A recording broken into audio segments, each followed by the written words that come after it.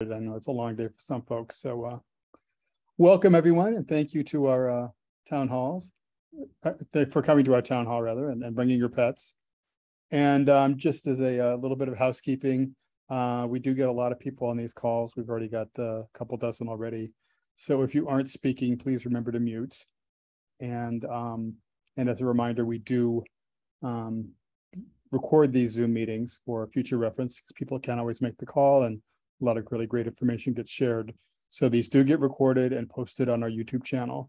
So just bear that in mind. And if you don't want to have your picture up, or if you want to delete your name, you can do so by going to your picture, and there should be in the upper right-hand corner 3 dots. You click on that and you can rename yourself.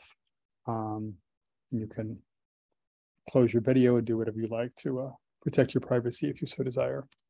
So with the housekeeping out of the way, why don't we go ahead and get started? And as always, we'll start with the county folks to tell us the latest and greatest on vaccine distribution, and also TPOX and screening.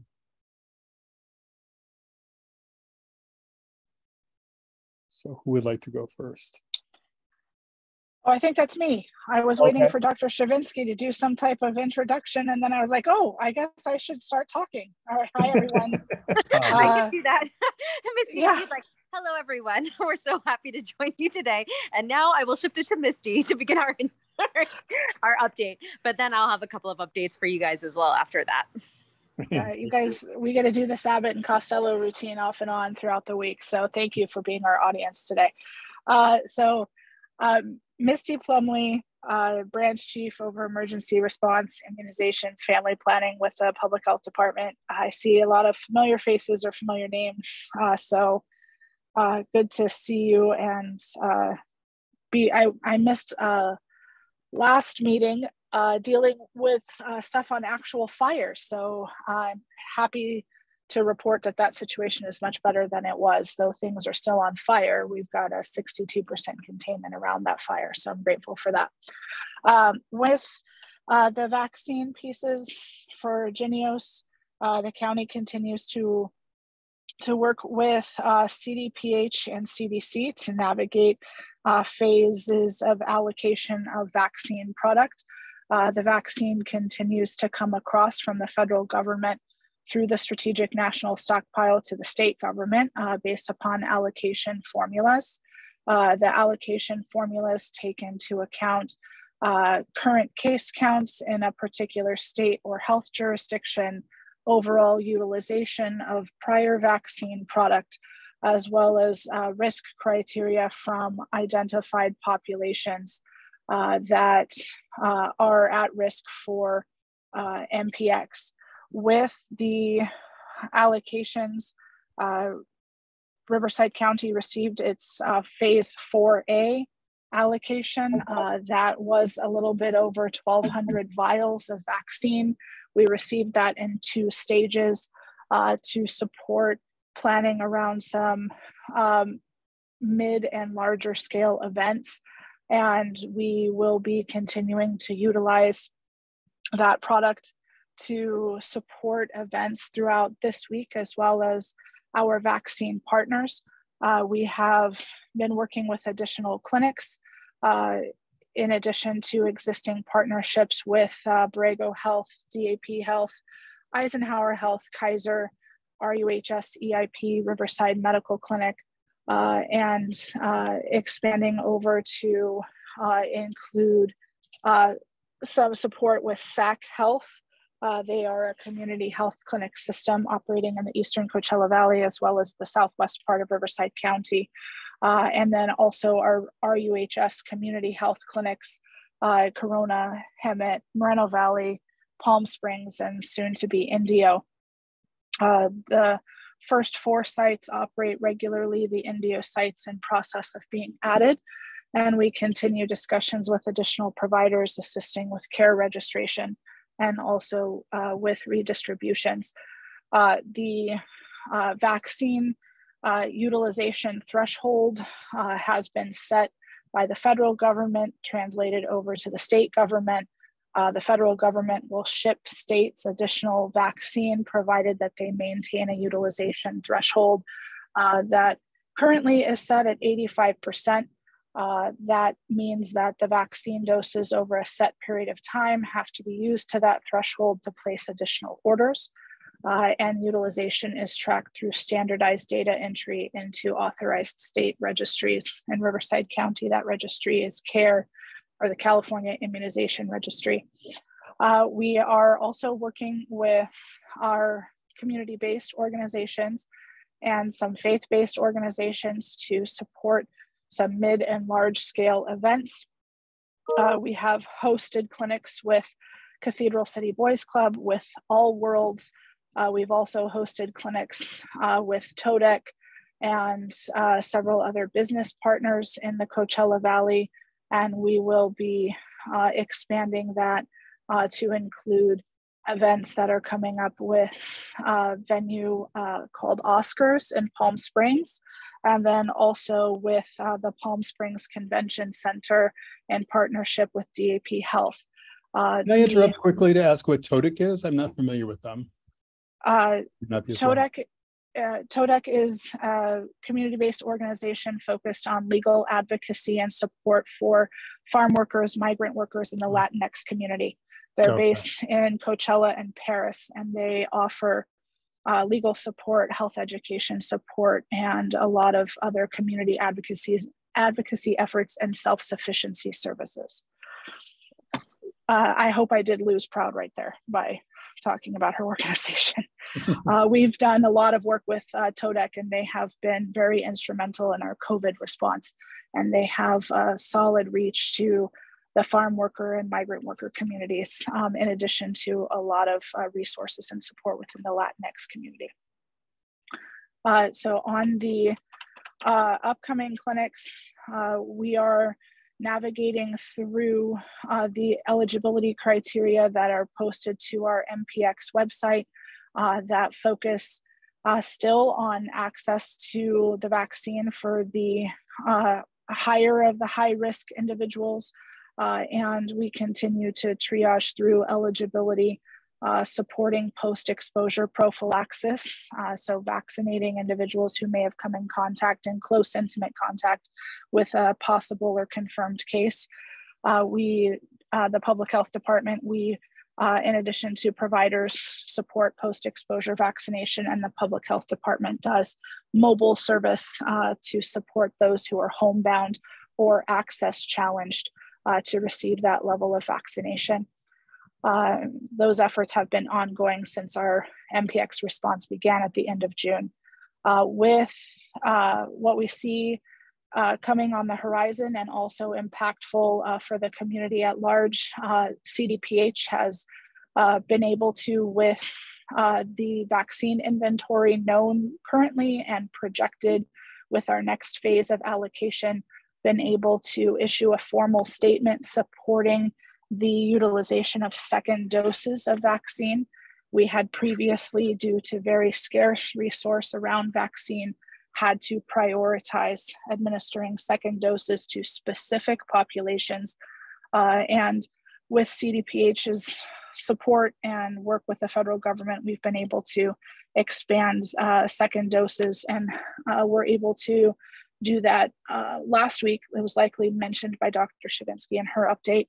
So that part has made it through to all of our providers who are administering Jynneos vaccine.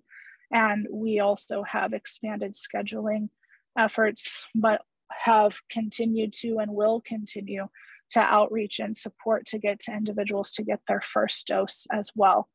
I think the only other part to make sure I emphasize and report with for this group is the Jynneos vaccine dosing continues to be primarily intradermal route of administration, working to maximize the supply we do have. That is part of how we are able to navigate into second doses the way that we are. And then we utilize the subcutaneous route of administration in very specific populations to maximize their immune protection as well. Dr. C, what did I skip? Didn't skip, but I'll add in a couple of other things that I just wanted to talk about on this call as well and raise. Some might have seen information about wastewater studies And if anybody's on the city would like to expand and talk more about that, I just wanted to raise it as the most recent results showed undetectable results in the Palm Spring and Indio area for MPX. And although we use that information for trend data, so over time we'll continue to monitor to see the meaning, I think it does help give us a clue that we're heading in the right direction, and likely a combination of vaccination as well as behavior change that would be contributing to that. But if there's anybody on the city, from the city side, that wants to talk more about the wastewater, I will pause before I talk about the next point. I don't recognize anyone from the city. Okay, so then on the second point that I wanted to raise is just about a CDC study that recently came out, actually just today, today or yesterday, I don't know, the days are getting a little mixed, but very recent, yesterday or today, reporting about 2 cases, one out of Colorado, one out of DC, of neurologic symptoms related potentially to MPX, so encephalitis. We haven't had similar reports yet as far as reports that we've received in Riverside County, and similarly have not heard on CDPH calls as far as California, but that is something for healthcare providers particularly that we want to get that information out, that if there's either encephalitis or any other symptoms that seem to be arising that might be related to MPX that you have not heard of, or that seems to be unique, to let us know, so that way we can pass that information up and make sure that we're aware of all potential consequences or risks related to MPX. So that information we're still gathering more about in terms of the neurological potential consequences, but seems to be quite rare potential effect. And that's those were the 2 main that I had. I guess I can also share about updated guidance coming out around schools and monitoring, and so there's a good amount of that information on our website, CDPH website, as well as CDC website, and gets updated in our resources. As we see new things that come out, we add that into our guidance on our website.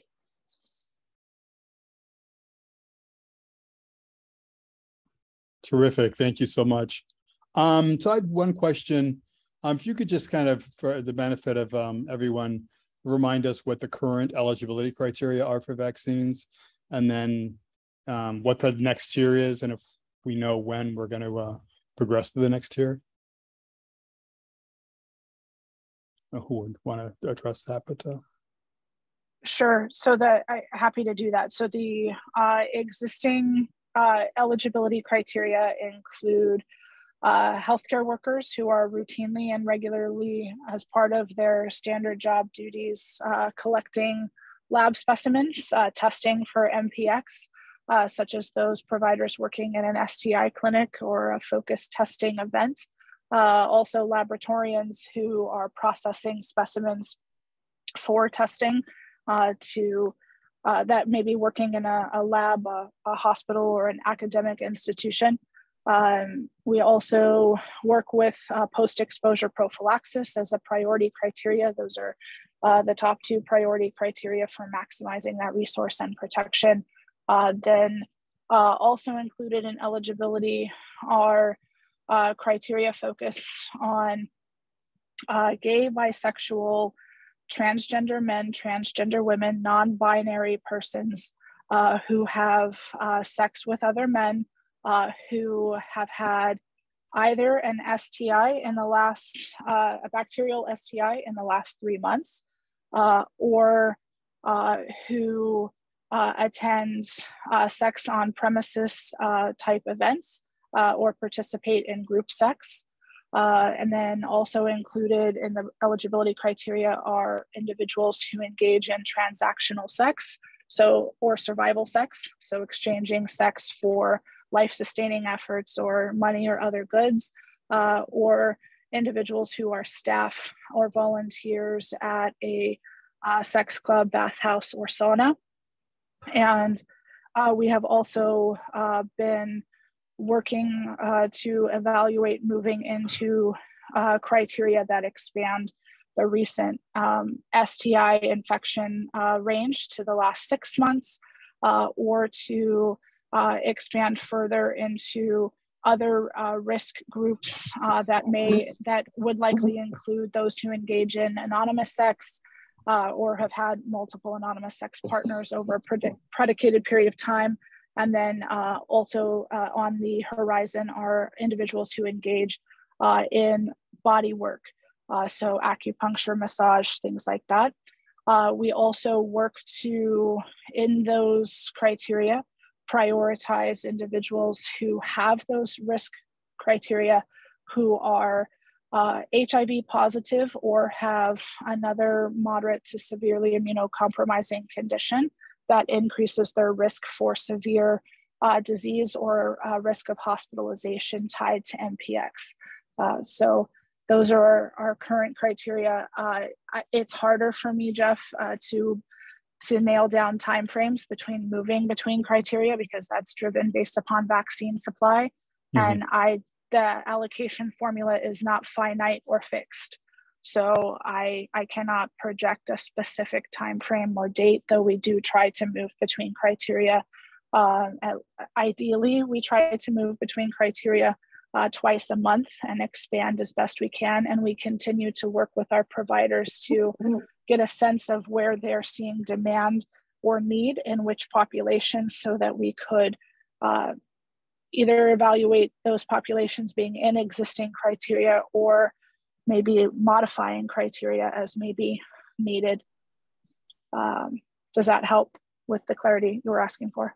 Yeah, it does. And there was a specific question about people living with HIV or otherwise immunocompromised. So I think that does address it. So thank you for that. Any other questions for the county folks before we move on to the frontline providers?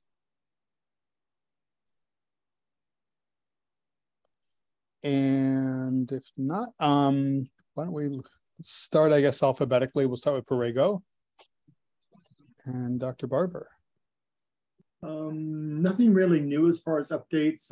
Again, like I mentioned last time, have seen a dip in the number of new cases, although it did go up a little bit, but overall it's lower than it was 3 or 4 weeks ago. So we had a slight dip, almost down to like 1 or 2 cases, and it went back up a little bit. Now it's back down again this week. So the overall trend is down. We're doing very well as far as vaccinations. Most of the patients have been getting access without any obstacles for treatment. And nothing else new to add. And TPOX, our pharmacy went to the supply and got a new supply last week. So that's going well. I think we've treated close to 28 people with TPOX. Wow. And then one question I'll ask of all the providers is, are you now providing second doses to people? And are you still limited to your own client base? Or are you allowed to, you able to vaccinate those who walk in or call?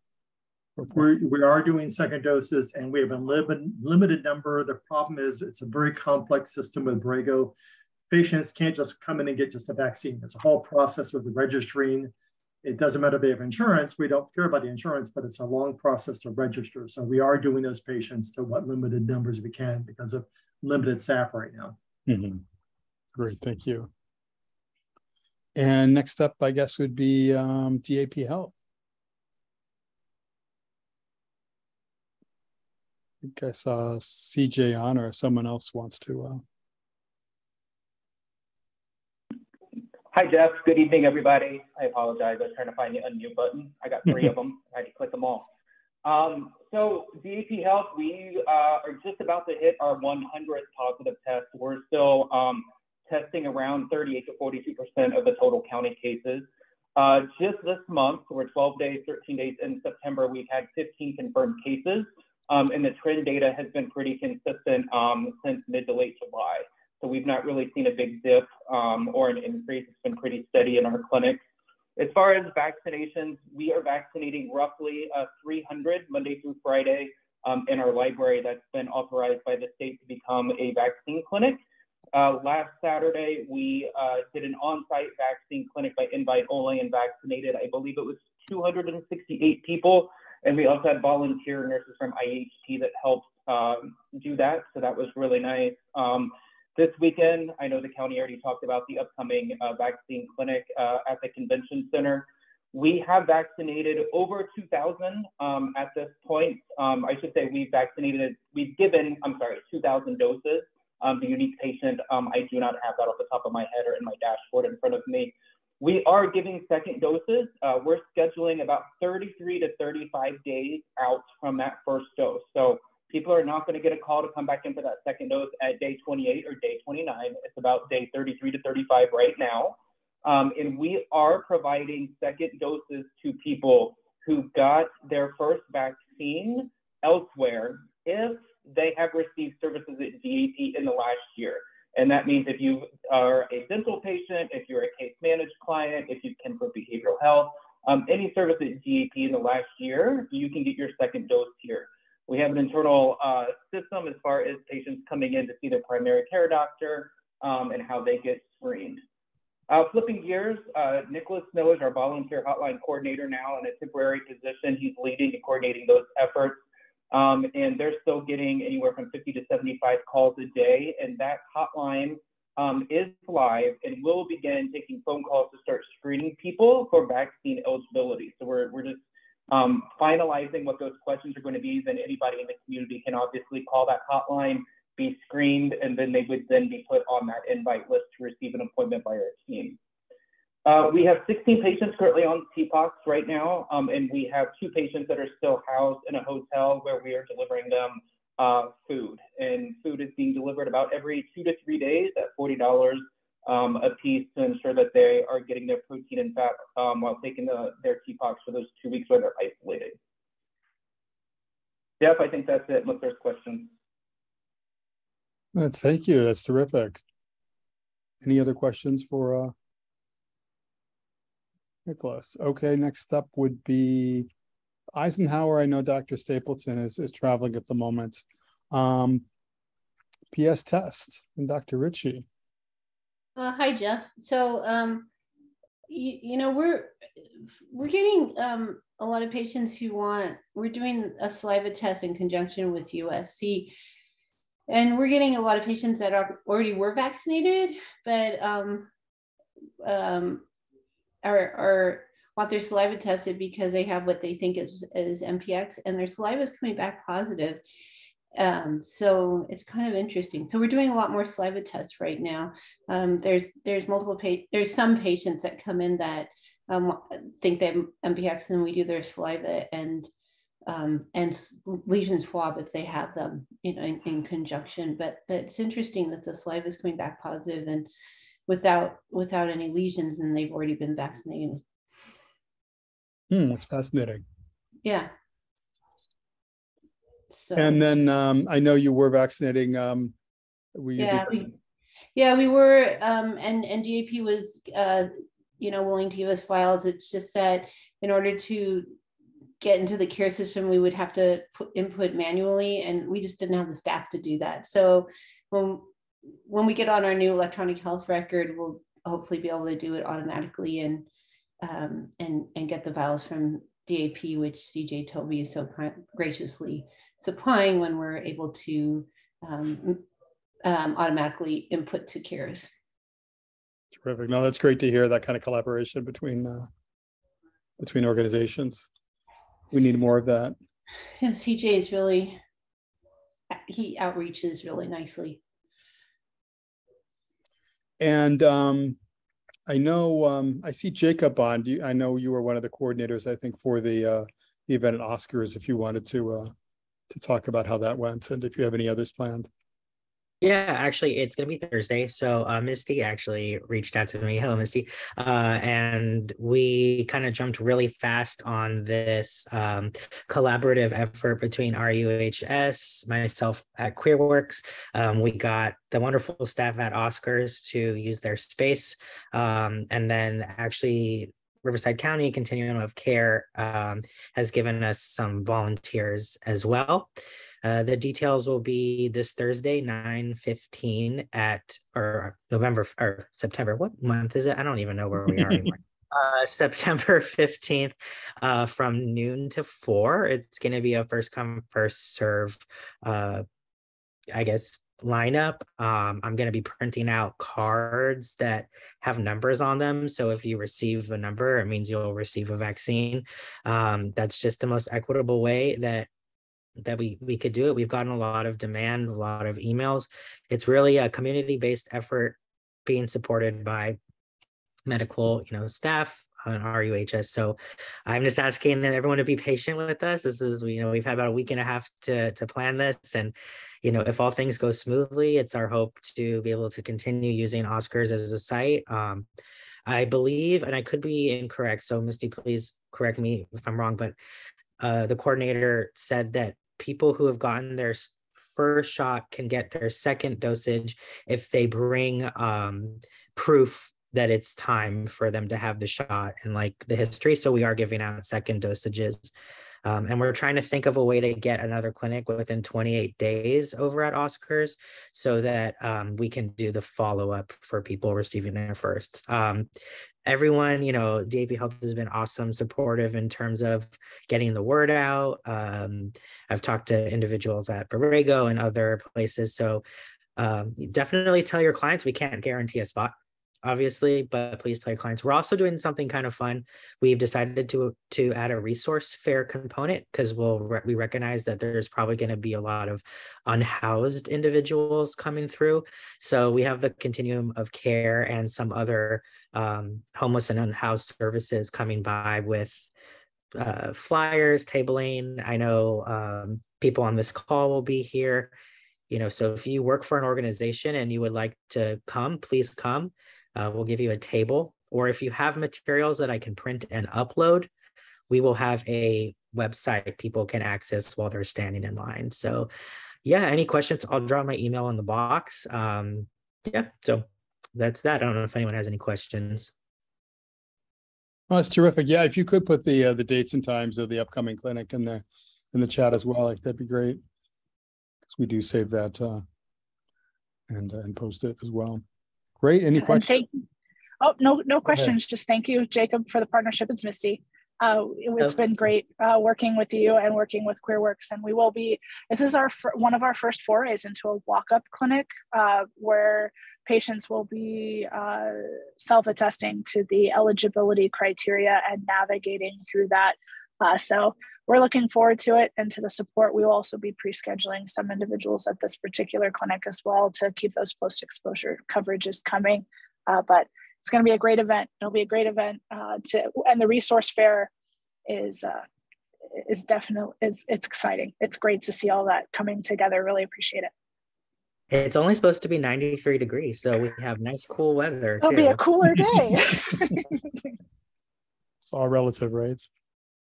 And there's a request in the chat if somebody could repeat the details about the vaccine clinic at the convention center. And again, if you could also maybe put that in the chat as well, so it gets captured, that would be helpful. Yeah, so the Palm Springs Convention Center clinic is Saturday, 9/17. It's a combination effort of individuals being given appointments both based on the vaccine interest form from both DAP Health as well as from the County Public Health Department, that vaccine interest form that we've had posted to our website.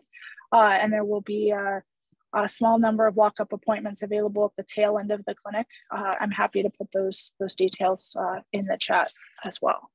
It'll run from about 10 to 4 with appointments prioritizing first. Terrific, thank you.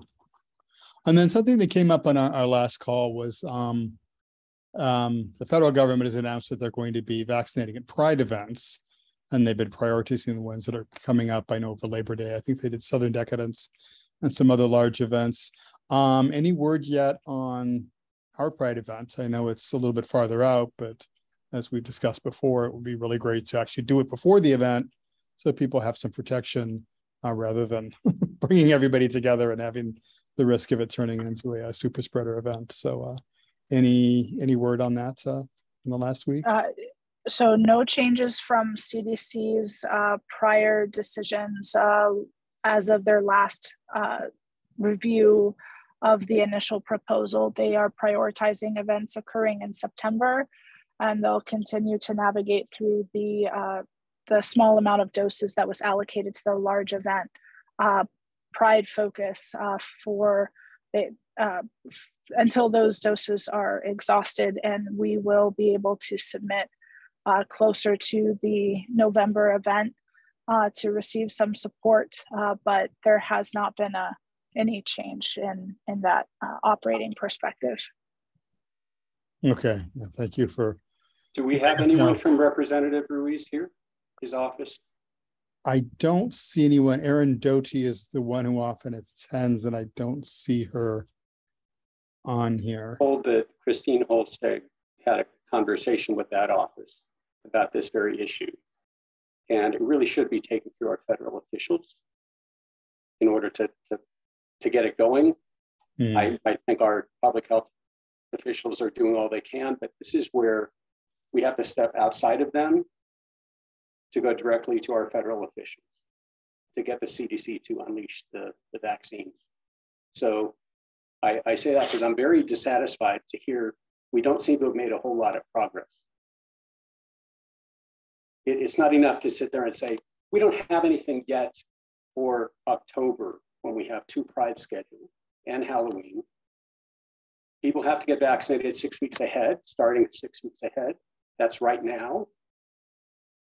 And if we don't have those vaccines, we're not going to be prepared. So I feel everyone's trying really hard, but this is a failure. It requires additional communication with our federal officials. And I realize our county staff can't do that. That's why I'm bringing it up. It has to go around them in order to step over them to get direct communication with our federal officials. What is happening there? Anything? So I know that I have reached out to Dimitri Daskalakis on multiple occasions, both through email and on various webinars that he's been on. Dr. Ritchie has as well, and he has not responded. You bring it up, you could post questions in the chat on these big webinars. These are national webinars, and then the question is never addressed, and emails go unanswered. So we have talked to Representative Ruiz a month or so ago. He did send a letter, trying to remember who it went to. I think it was the CDC, raising their concerns, but they have not followed up. So I will circle back. Often Erin Doty from his office, she's the legislative aide, is on these calls, but she hasn't been this month. We also invited our mayor, Lisa Middleton, to be on this week's call. She had a conflict, but about a month ago, she, on behalf of the city, did write to the California Department of Public Health and the governor, reminding them of our kind of status as a premier gay and MSM tourism destination with lots of sex events, just like Provincetown and Fire Island. And again, they never got a response. I did circle back with them a month later to see if anybody responded, and they haven't. So, I think your concerns about the higher ups at both the state and federal levels not being responsive are spot on. And I will. Well, and maybe, and I don't mean to interrupt like this, but I feel like I have to because I'm very frustrated. And I've worked with legislative offices before, and this is such a failure to me that no one has taken that initiative. We have 2 federal senators who work with their offices. We have a federal representative. That is who unlocks the door with the key. They have the key. The CDC at these things, that's great that he's there and that you have an entree. But if they're not responsive because they're getting overwhelmed, then the way we always do this in government is to get our representatives to unlock the door. And if that's not happening, then I have to ask, why is that not happening? If our county health people, and I wouldn't expect them to do this, this is beyond their authority, we have to unleash those vaccine doses. Guys I know are still going to LA because they can't get them here. The agencies here are still only serving their own networks. That means everybody is still outside, standing outside. It is not satisfactory. This is not optimal. Relying on providers is good only as far as that goes. Oscars is a great idea, but there needs to be communication with the gay male community in particular. The providers are not the way to do that. They just aren't. They talk to their own network patients. They don't talk for the gay community. They don't talk to the gay community much. So I'm concerned, and having gone to other meetings with the Gay Center here, that there is a gap in this loop. And that gap is why we aren't getting vaccines here. And it is a major failure of public health in this county to still be counting doses the way they are and apportioning them out. It's just not acceptable. And I've gone to LA also, and I've told my friends to go there too, but it's ridiculous that we have to. And very soon, because the weather is changing, we're going to get floods of gay tourists here again, although they never stop, but we're going to get them in much greater numbers. And we are unprepared. We haven't vaccinated our own people to get them immunity so that when that flood starts, and we aren't prepared for those people showing up. And I want to sound an alarm. This is a 4-bell alarm, and I don't hear it here. All these reports are very nice, and they sound kind of passive to me. I want to see urgency. So one thing we have asked is that the State Department of Public Health, and specifically Dr. Ruiz, not Dr. Ruiz, Dr. Aragon, advocate on our behalf at the federal level, because they are the ones who get what they can from the federal level and then dispense it to the county, who, as you've correctly said, really don't have any say in the matter and cannot advocate, but the state level they can. And I know this has come up before. We have a standing invitation to Dr. Aragon to come to these meetings, both the town hall meetings we have bi-weekly and to the monthly task force meetings with providers and government officials. He has not shown up once and has not responded to any emails. And I hate to keep doing this. I do this every time, but we do have a couple of representatives from the State Department of Health. So if Marissa or Tiffany would like to unmute and let us know what Dr. Aragon has done, if anything, to these repeated requests that they do faithfully transmit back to him. So with apologies, Marissa, if you would like to unmute and be able to tell us what you can. Yeah, and I don't know what he's done recently, but there was the letter that I think I shared with folks back in August, where they did ask for more vaccines for California. I don't know if there's been other requests from him. So I can't speak for him. There is going to be, I did want to make one announcement, and I tried to put it on the chat. The paste did not work for me. So I sent it to you, Jeff, and then I sent it to Kim for the county. There is $1.5 million from general funds that were given to we were charged at the Office of AIDS to distribute those fundings for CBOs in the vaccination efforts. So more for staffing or any kind of administrative support they need. And so there is going to be a listening session on Thursday from 3 to 4. And I'd love to get input from folks, CBOs, particularly of how they would want to use that fund. So when we go and write the application, we have that information. So please join. And Jeff, if you could share it with everyone, that would be great. So that we could listen to what the CBOs need. Yeah, I'm trying to, they don't like to, maybe when I'm trying to copy and paste is too long. Yeah, I'm doing that. So I am pasting that into the chat right now in bits and pieces. It should be there. Yep, There it is. It's probably why I didn't like mine. I was trying to do the whole thing. Yeah, I had the same problem. So, and then Jacob asked if it would make sense to do a letter writing component at a vaccine clinic. I printed out letters or pre-stamped postcards, and I think that's a great idea. We need to make sure that these go to Bob Fenton and Dimitri Daskalakis, who are the two kind of czars of the national effort, as well as to Dr. Bolensky at the CDC. So I see a couple of hands up. So Dr. Ritchie, it looks like you're first in line. Thanks. I was just wondering, Marisa, if will the funding only be for vaccine clinics, or will it be for people that swab and do other things that take care of monkeypox?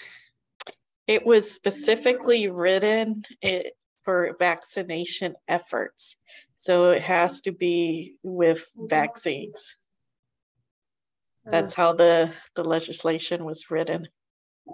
Oh, it's just, I have to say I'm just disappointed, really, because I've been sounding the funding alarm for quite a while now, since June.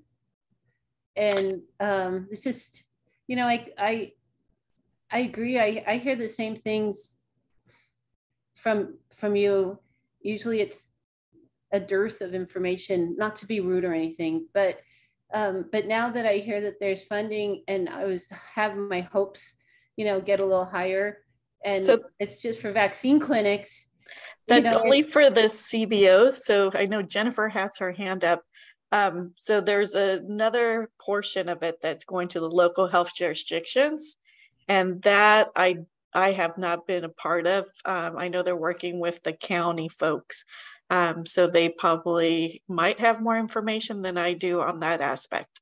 This 1.5 is only for CBOs, so there's more coming to the local health jurisdictions. Okay, thanks.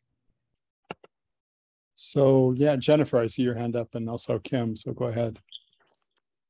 Sure. I was just going to mention that we still have not at this point received funding, although we have heard that there should be funding on the way via CDPH, and Kim can talk a little bit more about that. But I did want to respond to what Terry was saying about the urgency, and just share some of the urgency behind the actions that we've been doing in terms of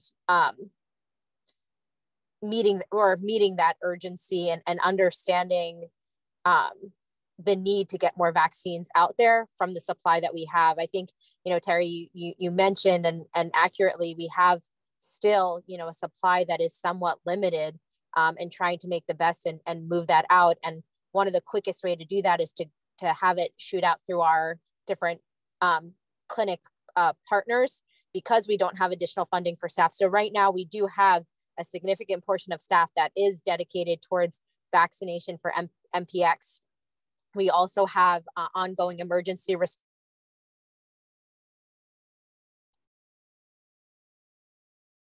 about treatment. And these are all really important areas for MPX. And then and just to share that with the vaccine interest form, that is how we're populating our visits, also with our community health centers, as well as a number of the different upcoming events, such as at Oscars, and as well as the event with DAP.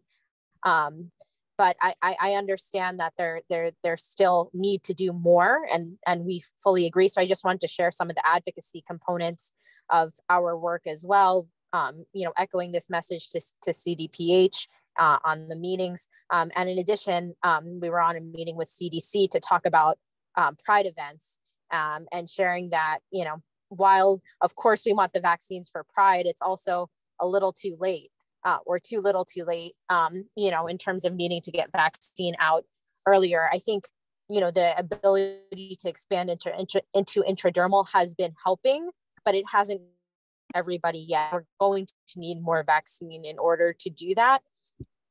And so I guess I wanted to comment to say that I agree that this is an urgent matter for us to continue to work on and to get shots in arms, to get more vaccines into county, and to, partner together with the medical clinics, but also with community organizations and also other members of the community that can help us to identify where are the spots that people are, where are they normally spending time, such that we can collate vaccine efforts in those locations, and make it easier for individuals to be vaccinated in a place that is, local or where they would normally spend time. So if you have suggestions in terms of vaccine locations, we certainly would accept those.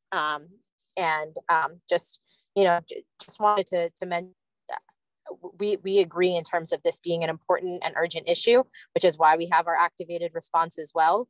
And we know that there's more work to be done, but I'll shift it over to Kim as well, that she might be able to talk a little bit more about the upcoming funding or other topics.